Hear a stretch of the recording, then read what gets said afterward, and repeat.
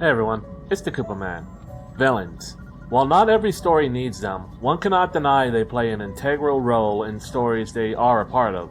C.S. Lewis once said, and I may be paraphrasing, or misquoting entirely, that children need to hear stories about dragons to know dragons can be beaten. Villains tend to represent the worst aspects of humanity and life, the darkest parts of our souls, our darkest fears, and the unknown. Villains act as literary metaphors for the great struggles we go through in life, be they life itself or even other people deciding to take the role of a personal or even non-personal villain. But there are points where that great struggle no longer looks as insurmountable as it once did. One can only use the unstoppable force of chaos and despair card so many times before the fact that their win-loss record is skewed towards the latter, which tends to kill immersion in a world and story. This is what's known as villain decay, and it's a symptom of stories that tend to go on a bit too long or overuse their villains in the setting past the point where he or she just sort of seems to be pathetic in all honesty in how much they're still trying to defeat the heroes and attain their goals of chaos, destruction, world domination, and so on and so forth. Sometimes it isn't even the hero's actions that do that, like the time Darkseid went to Detroit and got mugged. You've been to Camden, you've been to Somalia, you've been to World War II Germany,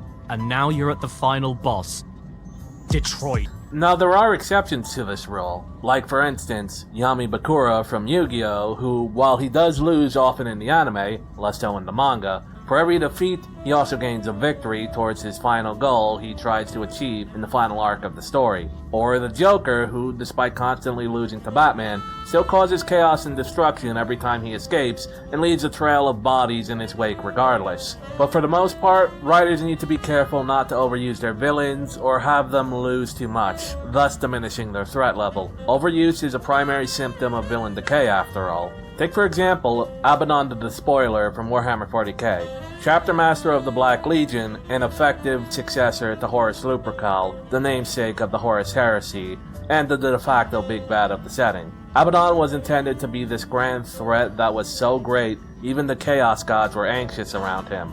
Now, he's sort of just a Dick Dastardly XP, and you wonder why he was considered such a great threat to the Imperium of Man to begin with, considering how many times he shows up, ends up taking L's, and eating shit. This can be seen with his tabletop model, with the arms so heavy they routinely fall off. He's so harmless as a villain, he's armless. No? Nothing?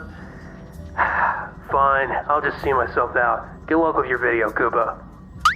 Anyway, while Abaddon isn't the only example of villain decay in 40k, the Tau, the Dark Eldar, the Tyranids, and the Necrons also qualify. He's the most prominent in the lore due to what his role was originally supposed to be, until Games Workshop did their, magic, and made it so that his only major victory was Cadia. And even then, was that really a credit on his belt? Then there's Maleficent, at least in the Kingdom Hearts continuity.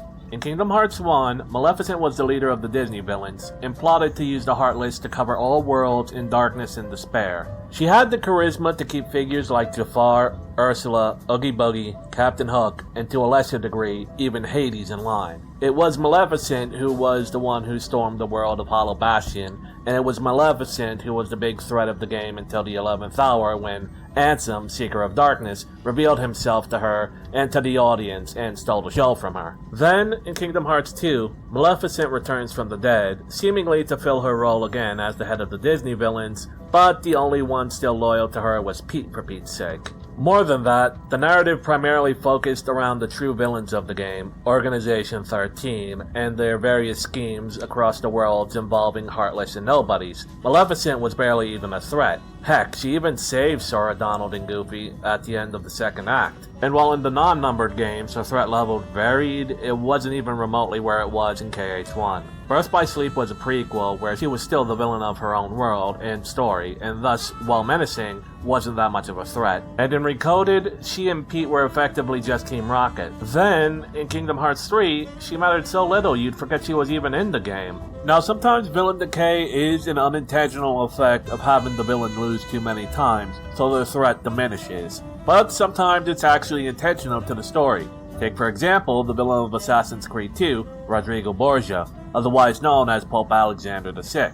At the end of Assassin's Creed 2, he is soundly defeated in hand-to-hand combat by Ezio, who chooses to spare him rather than kill him as a moral victory. Come the direct sequel, Assassin's Creed Brotherhood, this leads to the papal armies attacking the assassin base at Monteriggioni. The thing is, though, this is in direct defiance of Rodrigo's direct orders. In fact, through the events of Brotherhood, it's quite clear he's against what his son, Cesare, is doing, and is a fair bit humbled from the ambitious man he was in the previous game, who manipulated political conflicts all over the Italian city-states. This is because after the events of Assassin's Creed 2, he knew that it's only because Ezio took the moral high ground that he still lives, and the last thing he wants is for the assassin to come back and finish the job. Which is why he repeatedly scolds Cesare for his action, and even outright cuts off support for him, which ultimately leads to Cesare killing him. You can even say this about the appearances of Ansem Seeger of Darkness and Xemnas in their appearances post their debut games, as they end up becoming mere pawns on the chessboard for the series' true antagonist, Xehanort.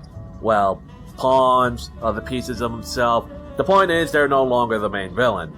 Kind of.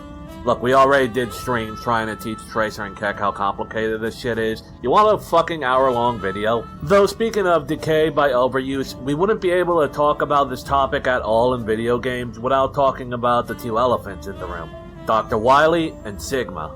Now with the latter, Sigma, it was merely a case of him being the man behind the man in all Mega Man X plots post the first game in one form or another, to the point that in X8, the big twist wasn't that he was the villain again, but that the villain decided, you know what, fuck you Sigma, I'm the captain now. Look at me, sure. Look at me, sure. I'm the captain now. But with Dr. Wily, it's even worse. He comes back in Mega Man 2 with his own robot masters and gets defeated. Then in Mega Man 3, he quote-unquote turned good and worked with Dr. Light to mine other planets with a new super robot that he hijacks and tries to take over the world with. Probably shouldn't have trusted the two-time criminal Light. Then in Mega Man 4, Dr. Light is kidnapped by the evil Dr. Cossack, except not really, because Cossack was being blackmailed by Wily. The game was taking advantage of Cold War sentiments to make you assume the Russian man was the villain because Russia. And in Mega Man 5, it's all the work of Proto Man, except, yeah, not really. Heck, in 6, he's barely even trying. Mr. X is clearly just him in sunglasses, and it goes on a similar pattern from here. You gotta remember, he may be a cowardly old man begging to be spared every time he's defeated, but there's a reason he wins in the end.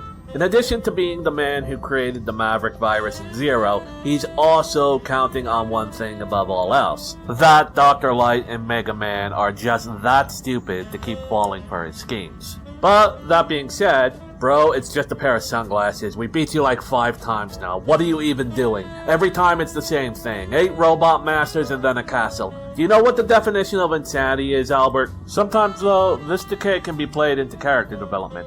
Take a famous example. Venom from Spider-Man.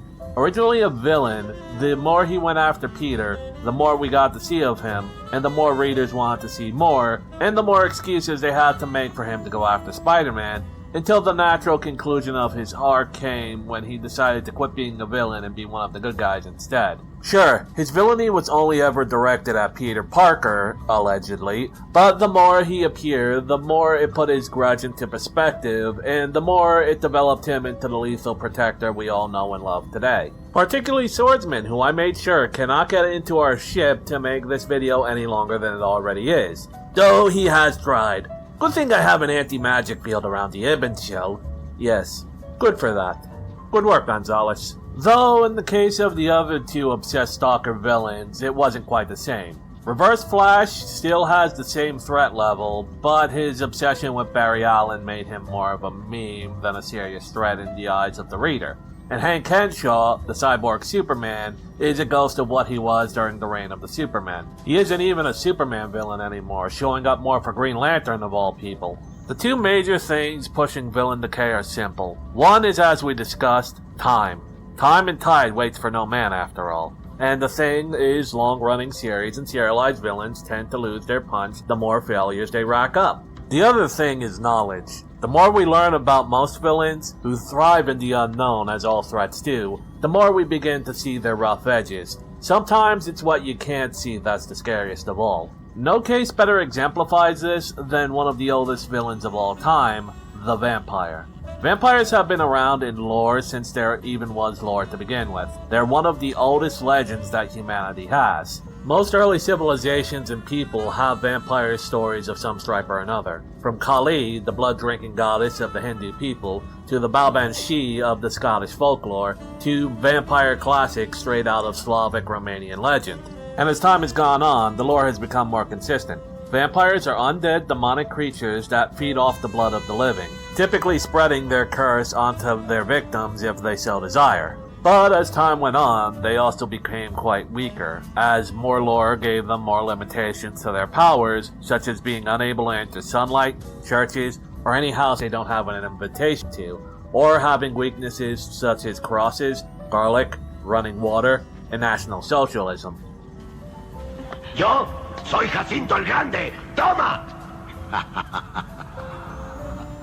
Y serás imbécil, Jacinto. Todos mis antepasados son judíos.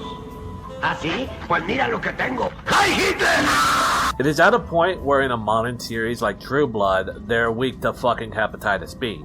Sure, it makes sense. This particular STD sort of affects the bloodstream. But you would think that a fucking undead would be immune to all sorts of mortal diseases, considering that they're not truly living. While yes, knowledge on the part of the audience can help contribute to villain decay, knowledge on the part of the writer can help prevent it. First, one needs to identify the causes of the decay. Is it the result of a staleness in the formula? Bad writers or creative decisions messing things up? The heroes growing too strong for them? Or perhaps it's just a case of they're overused too much? One example of how decay was fixed is in the Joker. Every time it seems like he's getting too cliche, DC Comics puts him in the vault for a while, and after a certain amount of time, they make him the focus of a new storyline where he's bigger and better than ever. They did this for him in the build-up for the storylines Death in the Family, Killing Joke, Death of the Family, and the lead-in to the Three Jokers. While Joker is quite overused as a Batman villain, when the writers and editors know when to rein him in, it makes it all the more impactful when he does return. Even Super Mario knows when to pull back Big Bad Bowser out of the main baddie spot to give that spotlight to other villains like Cackletta, Count Bleck, Fawful, or Smitty.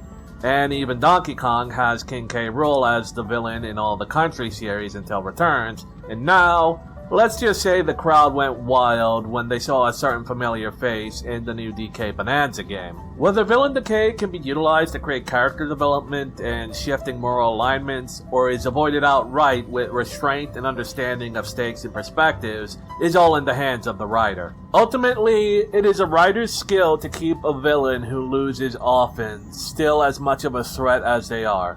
And ultimately, a writer's responsibility is to tread carefully to avoid villain decay, unless they're trying to lean into it for development or comedy's sake. But that's all I gotta say on this one. This has been the Koopa Man. If you like this video, leave a like and subscribe if you want to see more. If you have any more examples of villain decay, be they good or bad, or cases where it was outright prevented, talk about them in the comments, as I'd love to hear more. Have a look at my other videos on my channel, as I've talked about these sorts of tropes before if you're interested. And until next time, game on.